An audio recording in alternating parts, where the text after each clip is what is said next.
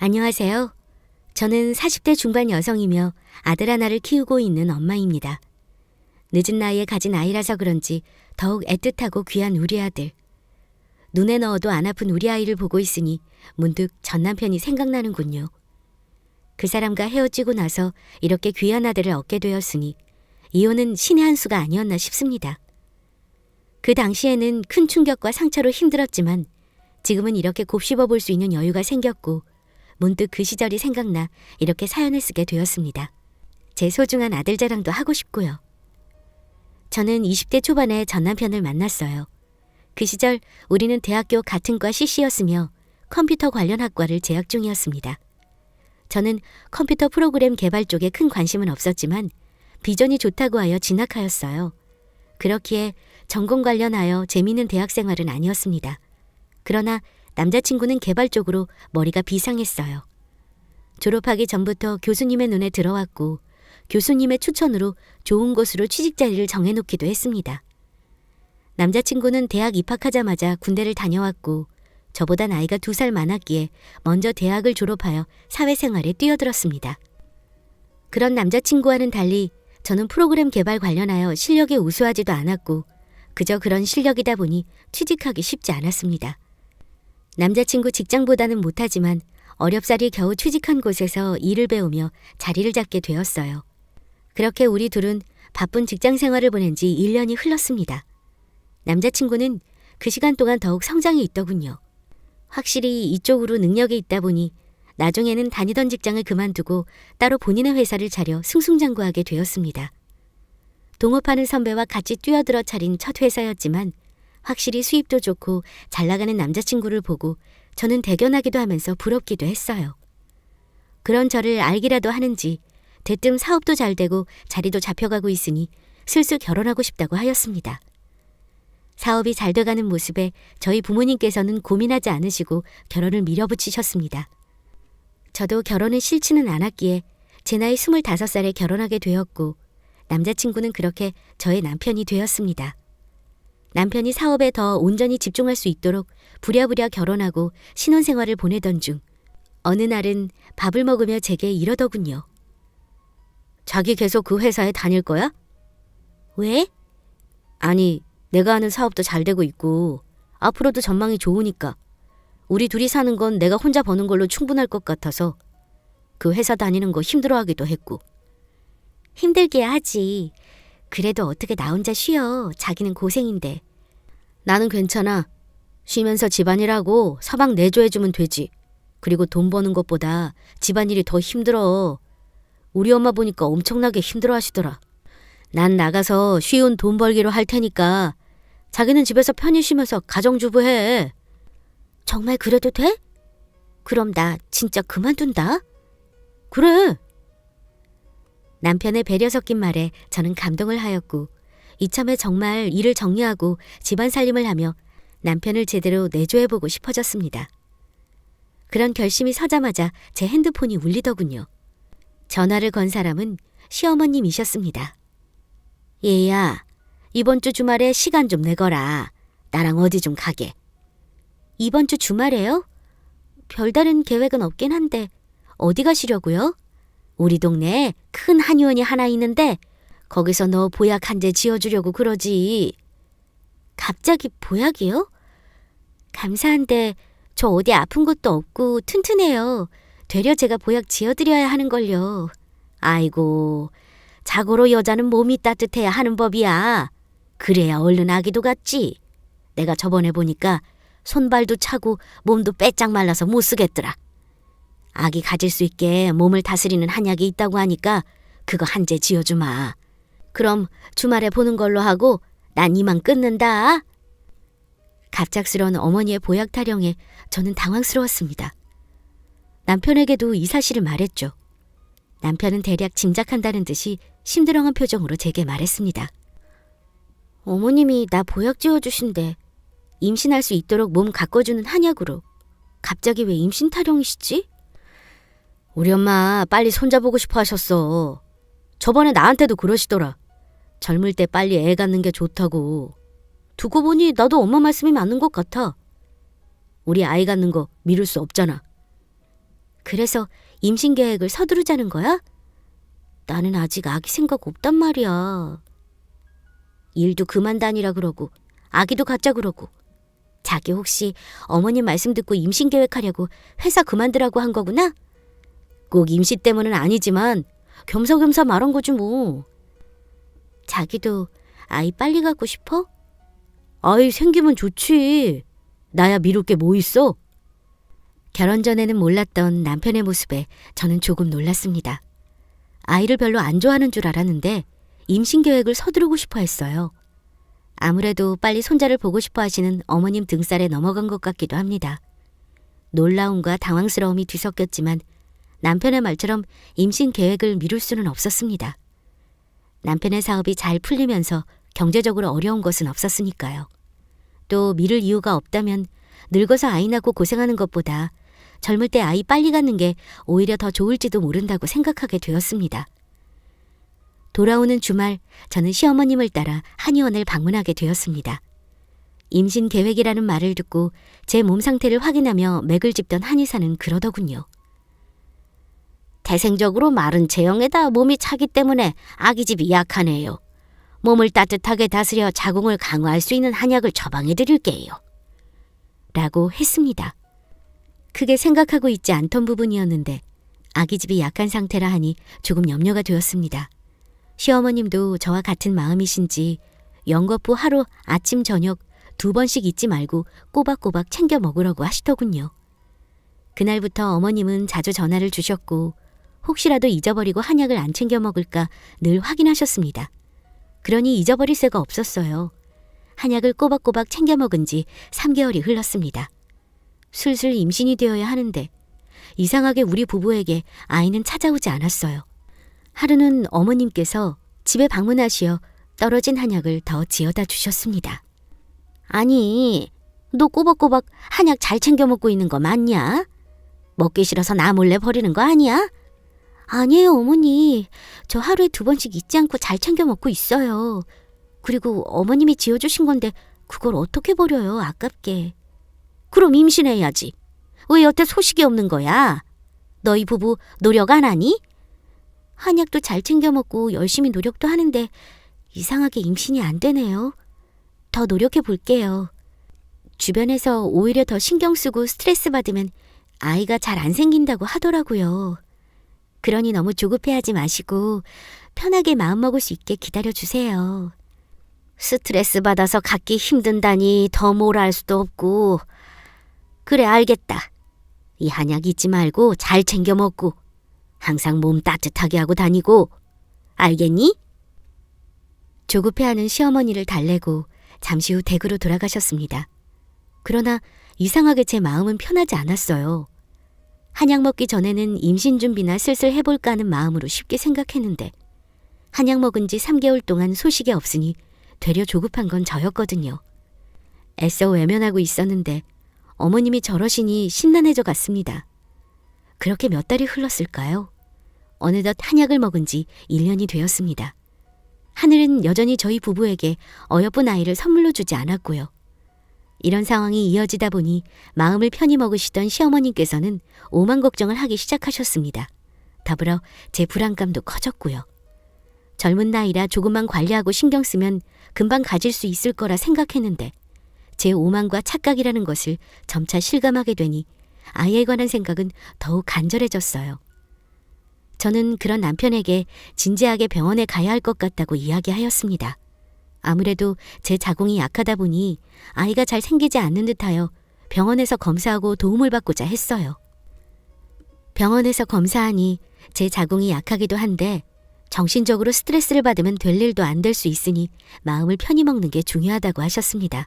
그리고 시험관에 대해서도 고려해 볼 수도 있지만 아직 나이가 젊으니 시험관은 섣부르고 약물 치료와 더불어 몸과 마음을 편히 갖는 것으로 시작해보자 하셨습니다. 그렇게 병원도 꾸준히 다니고 아이를 갖기 위해 남편과 열심히 노력했습니다. 몸에 좋다는 것도 챙겨 먹고 건강을 위해 운동도 하고요. 무엇보다 스트레스를 덜 받기 위해 정신을 평온하게 다스리는 노력을 많이 했습니다. 그게 어느덧 10년이 다 되어가네요. 간절한 마음을 몰라주는 하늘이 야속했습니다. 그 긴 시간 동안 우리 부부에게는 한 번도 임신 소식이 없었으니까요.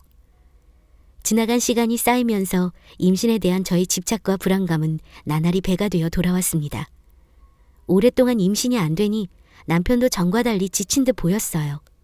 전 그런 남편을 설득하며 마지막으로 인공수정에 기대를 걸어보자 했습니다. 그런데 문제는 시어머니였습니다. 너 미쳤니? 내가 몇 번이나 말했잖아. 자연적으로 들어서는 임신이 좋은 거라고. 어머니, 저도 모르는 거 아니에요. 하지만 아무리 노력해도 도저히 임신이 안 되잖아요. 저 이제 35이에요. 완전히 노산이라고요. 더 이상 임신하고 싶어도 나이 때문에 어려워요. 어쩌면 이번이 마지막일지도 몰라요.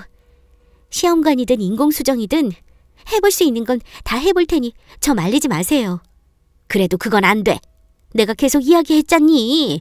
점쟁이 말이 자연적으로 생긴 아이를 낳아야 좋다고.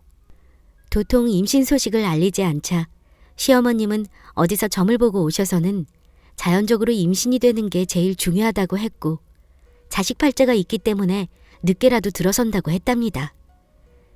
젊은 시절에도 이루어지지 않은 자연 임신을 어떻게 노력한답니까? 저는 어머님의 고집에도 시험관이나 인공수정을 강력하게 밀어붙이려 했어요. 그러나 어머님의 고집을 꺾지 못하는 남편은 어느 순간 어머님과 한편이 되었습니다. 일 때문에 바쁘기도 했지만 병원에 가서 성인물을 보며 정액을 채취하는 게 수치스러울 것 같다며 그렇게까지 하고 싶지 않다고 하는 겁니다. 할 만큼 했으니 그냥 아이를 포기하고 살자고 하더군요. 자기 힘든 거 다 알아. 그렇지만 나도 지치고 힘들어. 아이 갖고 싶어 노력하며 지낸 게 10년이야. 난 자기처럼 쉽게 포기 못해. 제발 마지막으로 시험관이든 인공수정이든 노력해보자. 응? 그때도 안 생기면 나도 깨끗하게 포기할게. 저의 진심 어린 설득에 남편은 마지막임을 약속받고 마지못해 시험관과 인공수정을 하기로 했습니다. 병원에서는 시술하기 전 산모의 몸 상태가 제일 중요하다고 했기에 저는 몸과 마음을 더욱 정성스럽게 관리하려 했습니다. 남편에게 집안일도 안정을 취하면 더 좋을 것 같아 가정부를 드리면 어떨지 물어봤죠. 남편은 좋을 대로 하라고 했습니다. 업체에 문의하자 며칠 후 20대 후반으로 보이는 젊은 여자가 찾아왔습니다. 가정부를 하기에는 젊은 나이인 것 같아 저는 당황하며 정말 가정부를 하려고 온 건지 물어봤어요. 나이 좀 있으신 분이 오실 줄 알았는데 가정부로 일하러 온 거 맞죠? 안녕하세요, 사모님. 가정부 구하신다고 해서 온 거 맞아요. 젊은 사람이 이런 일 하러 와서 좀 놀라셨죠? 실은 제가 직업을 따져가며 일할 상황이 못 돼서요. 어려도 어릴 때부터 집안일 다 했고 살림 잘해요. 젊어서 체력도 좋고요. 시켜만 주시면 열심히 하겠습니다. 젊은 아가씨가 가정부로 와서 당황스러웠지만 젊은 나이에 굳은 일 마다하지 않고 열심히 하려는 모습이 예뻐 그냥 가정부로 채용하기로 했습니다. 처음 온 날부터 집안 살펴보며 파악하더니 생각보다 일도 곧잘 하더군요. 내심 잘 구했다고 생각하며 전 휴식을 취하고 있었고 가정부 아가씨가 저녁 준비를 마무리할 때 남편이 집에 도착했습니다. 집에 들어온 남편은 젊은 아가씨가 주방에 있으니 주춤하더군요. 옷 갈아입으러 안방으로 들어온 남편이 제게 물었어요. 저 아가씨가 가정부로 온 사람이야? 응. 자기도 젊은 아가씨가 와서 놀랐지. 나도 처음 보고 당황했어. 그런데 이야기 들어보니까 일 가리며 할 처지가 못 된다고 하더라고. 하루만 채용해볼까 생각하고 일 맡겼는데 생각보다 되게 잘한다? 손도 야무지고. 그래서 앞으로도 쭉 쓰려고. 그래? 사정은 딱하긴 한데 그래도 젊은 아가씨가 우리 집에서 가정부 한다고 하니 좀 그렇네. 집에서 옷도 편히 못 입고 불편할 거 아냐. 자기가 왜 불편해? 어차피 자기 이 시간에 오거나 늦게 오잖아. 가정부 아가씨는 저녁하고 설거지하면 갈 건데 뭐. 저 아가씨 보는 시간 많지 않으니 걱정 마셔. 라고 이야기하며 마무리하였습니다. 그래도 남편은 젊은 아가씨가 불편한지 저녁을 서둘러 먹고는 안방으로 들어가 버리더군요. 그러던지 말던지 저는 가정부 아가씨 덕에 몸도 마음도 편해져 좋았습니다. 그 아가씨는 계속 우리 집으로 출근했고요. 그런데 가만 보니 젊은 아가씨가 야무지게 일도 잘하는데 성격도 참 좋았습니다. 늘 웃는 얼굴에 서글서글하니 친화력이 참 좋더라고요. 애교 있는 말투와 행동으로 저와 빠르게 친해질 수 있었습니다. 일을 어느 정도 하고 잠시 쉴 겸 저랑 이야기를 나누게 되었어요. 그런데 사모님, 사장님은 언제 만나서 결혼하신 거예요? 남편이랑은 대학교 때부터 알았어. CC였거든. 와, 그러면 엄청나게 오래 사귀셨네요. 두 분이 많이 사랑하셨나 보다. 저도 그런 연애하고 결혼하고 싶은데 부러워요. 나래 씨는 남자친구 없어? 한창 좋을 나이인데. 저는 먹고 사는 게 더 중요해서요. 남자는 천천히 만나야죠. 그렇구나. 그래도 좋을 나이인데 아쉽겠네. 나중에 내가 괜찮은 사람 있으면 소개해줘야겠다. 이렇게 손도 야무지고 살림도 잘하니 남자들이 좋아할 거야. 정말요? 저야 좋죠. 그런데 사모님, 며칠 일하다 보니 궁금한 게 있는데 여쭤봐도 될까요? 응, 뭔데? 보니까 두 분밖에 못 봐서요. 혹시 아이는 없으신가요? 조심스러운 나래 씨의 물음에 저는 긴 한숨을 쉬었습니다. 그런 나래 씨에게 그동안의 이유를 이야기해 주었어요. 좋을 것도 없는 이야기인데 이상하게 나래 씨를 편하게 느낀 저는 그동안의 세월을 신세한탄하며 풀어놓고 있더라고요. 제 이야기를 들은 나래 씨는 좋은 소식 있을 거라며 저를 위로하기 바빴습니다. 그런 그녀의 태도에 제 마음이 풀어지더군요. 전부터 동생 하나 있었으면 하는데 제 친동생이 생긴 듯 그런 그녀가 편했습니다. 때로는 동생처럼, 때로는 친구처럼 의지하며 지내게 되었습니다. 그렇게 몇 달이 지났을까요? 어느 날은 시어머니께서 제 덕이 부족하여 자식 문이 열리지 않는다는 스님의 말을 들으시고는 공을 세워야 한다며 저와 같이 절을 가자고 하셨습니다. 저는 그런 소리 믿지 않았지만 저와 마찬가지로 시어머님 또한 간절한 마음일 테니 무시할 수 없었습니다. 정말 마지막이란 생각으로 할 수 있는 건 다 해보자는 심정으로 어머님을 따라 절을 다니게 되었고 밤늦게까지 마음을 비우는 수양을 하며 지냈습니다. 그렇다 보니 남편 혼자 저녁을 먹는 일이 많아졌고 저의 빈자리를 나래 씨가 채워주게 되었죠. 어떨 때는 어느 사찰에 있는 주지 스님이 영험하다며 저를 데리고 지방으로 가실 때도 있었습니다. 절에서 수양하며 1박을 보내기도 했고요. 그런 시간이 오래 쌓이다 보니 정말 어머님의 말씀처럼 제 몸과 마음이 평화로워지는 것 같았습니다. 이 정도면 몸의 상태도 좋으니 시험관이든 인공수정이든 무리 없을 것 같았어요. 뭐랄까, 이번에는 꼭 임신할 것만 같은 좋은 예감도 들었죠. 그러나 그 예감은 곧 산산조각이 나고 말았습니다. 사건이 일어난 그날도 어김없이 시어머님을 따라 공을 세우던 중 시아버지께서 몸이 안 좋으시다며 어머님을 찾으시는 바람에 생각보다 집에 일찍 도착하게 되었습니다. 얼추 남편이 퇴근하고 집에 올 때가 되었죠. 저는 오랜만에 같이 식사를 해야겠다 싶어 서둘러 집에 들어갔습니다. 그런데 신발 현관에 남편의 신발이 있더군요.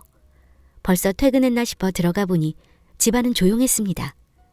그때 안방에서 남녀가 대화하는 소리가 들렸습니다.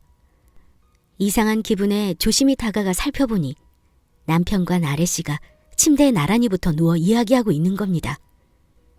제가 본 광경을 믿을 수 없었어요. 조용히 그 뒤를 지켜보니 둘은 연인 사이처럼 서로를 어루만지며 이야기를 주고받더군요. 오빠, 오늘 저녁 정말 맛있었어. 오빠 덕에 비싼 레스토랑도 가보고 나 너무 행복해. 그깟 레스토랑 오빠가 얼마든지 데려가주지. 다음에 또 가자. 그리고 뭐 갖고 싶은 거 있으면 말만 해. 오빠가 우리 나라에 갖고 싶은 거 다 사줄게. 정말? 역시 우리 오빠는 얼굴도 멋지고 자상하다니까. 정말 최고야. 오늘 그 사람 늦게 온다고 했으니까 편히 쉬자. 오빠가 데려다 줄게. 두 사람의 대화는 누가 봐도 연인 사이임이 분명했습니다. 저는 그토록 임신을 바라며 이렇게 열심히 노력하고 있는데 남편이란 사람은 어린 년이랑 붙어서 이러고 있다니요. 정말 세상이 원망스럽고 제 하늘은 무너져 내렸습니다. 저는 문을 벌컥 열고 들어가 두 사람을 향해 소리를 질렀죠. 저를 본 두 사람은 눈이 커지며 놀라 벌떡 일어났습니다. 너희 둘이 지금 뭐 하는 거야? 그래, 남자랍시고 바람 피우니? 왜? 젊은 년이랑 붙어 먹으니까 그렇게 좋아? 아내란 사람은 어떻게 하면 임신할까 이렇게 발버둥 치면서 사는데 남편이란 놈은 이게 뭐 하는 짓이냐고.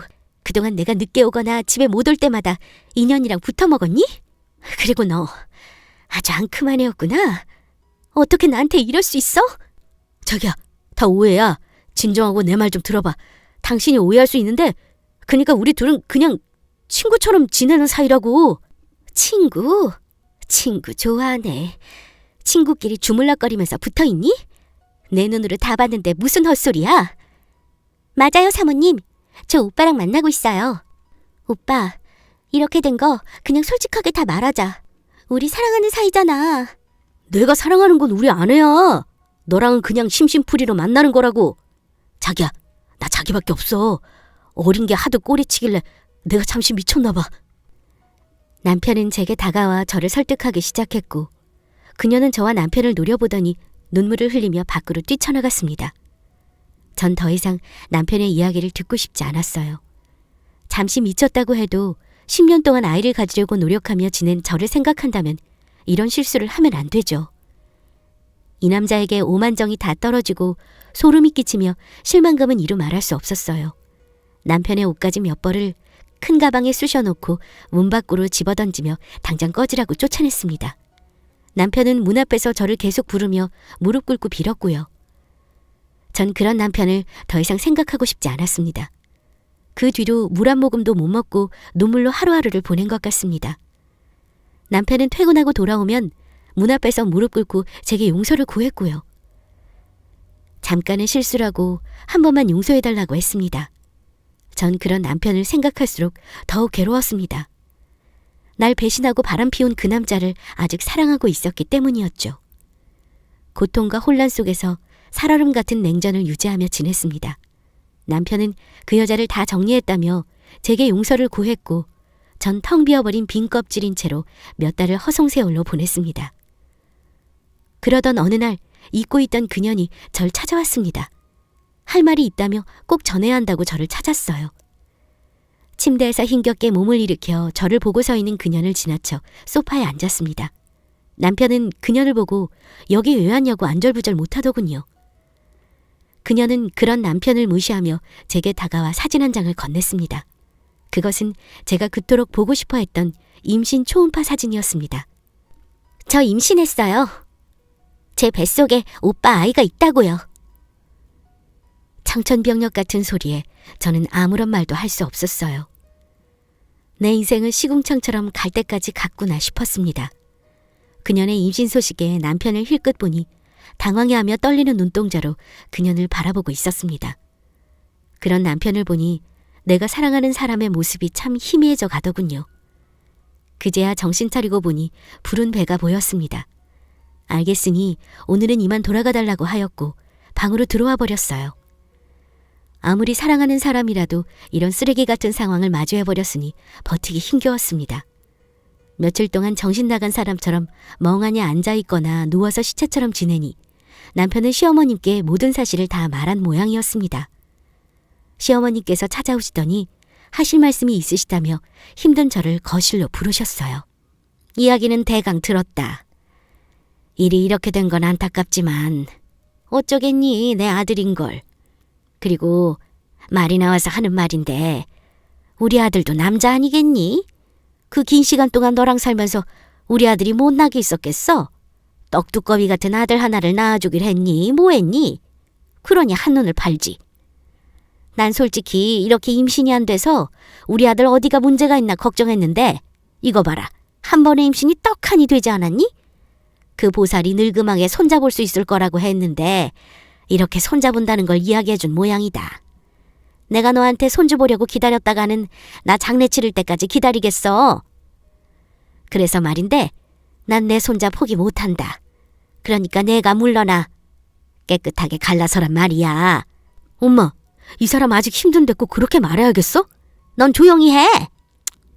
너도 네 자식 생겨서 좋다고 했잖아. 시어머님의 입에서 나온 소리를 듣고 멍해졌던 정신이 서서히 돌아왔고 남편을 바라봤습니다. 남편은 저를 쳐다보지 못한 상태로 고개를 푹 숙이며 말했습니다. 당신한테는 정말 미안하지만 그래도 어떻게 내 아이가 생겼다는데 나도 오래도록 기다린 아이고. 우리 그만하자. 위자료는 당신이 원하는 대로 줄게. 남편의 말을 듣고 웃음이 나왔습니다.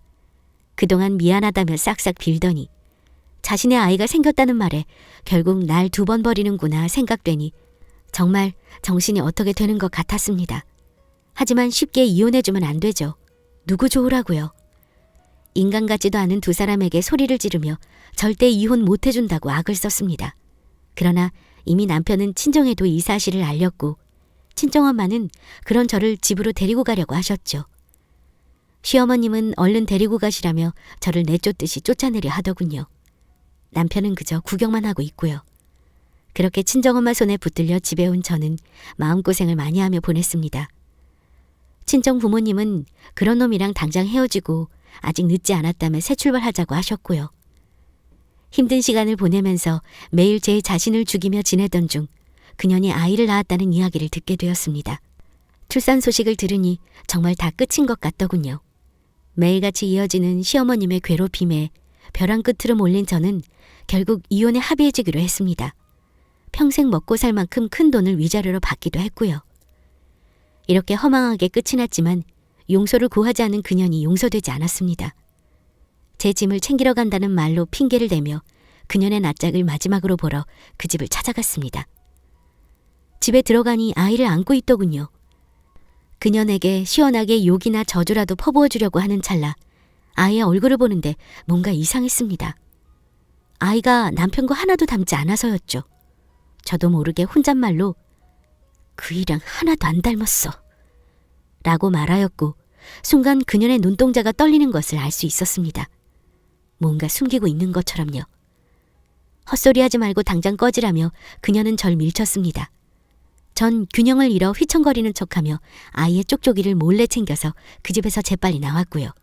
그리고 가지고 있던 남편의 물건과 아이의 쪽쪽이를 대상으로 친자 검사를 했습니다. 그 결과 대반전이 일어났어요. 제 예상대로 그녀의 아이는 남편의 아이가 아니었습니다. 전 그 결과지를 가지고 집으로 찾아갔어요. 마침 집에는 손주를 보러 오신 시어머님이 계시더라고요. 남편과 시어머님께 보란듯이 결과지를 보여주며 친자식이 아니라고 말했죠. 남편은 믿을 수 없다며 충격을 받았습니다. 시어머님은 아이를 못 가져 제가 질투해서 조작한 것이라며 그럴 일 없다고 난리를 쳤습니다. 저는 이 결과지를 보고도 못 믿겠으면 다시 검사해보라고 했고 그 결과를 보고 당황한 듯한 그녀는 당장 나가라며 제게 소리를 쳤습니다. 전 아랑곳하지 않고 웃으며 이미 파국으로 이어진 가정이니 알아서들 잘 살라고 하고 나왔습니다. 그 일이 있고 며칠 뒤 남편은 우리 친정 앞에 찾아와 무릎 꿇고 울며 미안하다고 다시 자신을 받아달라고 애원했습니다. 문을 열어주지 않으니 온갖 전화며 문자가 왔어요. 그리고 시어머님에게도 연락이 왔습니다. 친자식이 아닌 아이를 낳은 그녀를 쫓아냈다며 미안하다고 사과를 하셨어요. 알고 보니 시어머님은 제가 준 결과지가 의심스럽다며 다시 검사하자고 하셨고 그 결과 친자가 아님을 정확히 확인한 순간 그년과 아이를 쫓아냈다고 합니다. 그리고 계속 임신이 안 되는 아들이 의심스러워 병원 검사를 하였고 무정자증이라는 결과가 나왔다며 그동안 임신이 안 된 원인이 본인이었다면서 정말 제게 미안하다고 통곡을 하는 전 남편. 전 그런 둘을 만나지 않고 연락도 다 차단하며 철저히 무시했습니다. 계속 집에 찾아와 귀찮게 구는 바람에 연락처도 바꾸고 집도 이사했고요. 친정 부모님께서는 젊은 나이라 안타깝다며 재혼을 하라고 설득하셨고 지인의 소개로 1살 많은 남자를 소개받아 재혼하였습니다. 그러다 신혼기간 중 하늘이 주신 선물로 임신을 하게 되었어요. 나이가 많아서 임신을 포기하고 있었는데 정말 그 무당의 말이 맞았는지 늙음하게 아이를 가졌습니다. 소중하고 아주 예쁜 아들을 낳았어요. 우리 세 가족은 행복한 날들을 보내고 있었어요. 저는 한번 가정의 실패를 얻은 상처를 잘 치유하여 잊고 있었죠. 그러나 우연은 참 기가 막히게 일어났습니다. 우연히 아들을 데리고 남편과 외식을 하다가 계산을 하던 중 전 시어머님, 시아버님, 전 남편이 식사하러 왔는지 식당 안으로 들어오더라고요. 저를 본 시어머님과 남편은 걸음을 멈춰섰습니다. 처음에 알아본 저도 주춤거렸지만 곧바로 밝게 웃으며 인사를 건넸어요. 안녕하세요. 식사하러 오셨나 봐요. 그동안 잘 지내셨죠? 전 남편이랑 식사하고 나오는 길이에요. 보시다시피 좋은 사람 만나서 새 가정 꾸렸거든요. 참, 우리 아들이에요. 너무 예쁘죠? 당신 덕에 이렇게 아이도 갖게 되고 정말 고마워. 그리고 어머니, 그 무당 실력 좋네요. 늙음하게 아이 갖는다는 말이 맞았어요. 식사 맛있게 하세요. 저는 이만 가볼게요. 시어머님은 저를 째려보고 계셨고 전 남편은 멍하니 우리 가족을 쳐다보더라고요. 그럼 그들을 지나쳐 나와 남편의 손을 잡고 집으로 향했습니다. 집으로 돌아오는 내내 기분이 참 좋았습니다. 이런 우연이 어디 있나. 세상 참 좁다 싶다가도 나의 행복한 순간을 보란듯이 보여줬으니 신이 나더군요. 지금의 내 남편과 아들이 참 자랑스럽고 더욱 사랑스럽게 보였어요. 저는 앞으로 우리 가족과 꽃길만 걸어보려 합니다. 지금까지 제 긴 이야기 들어주셔서 감사합니다. 여러분 가정도 항상 행복하세요.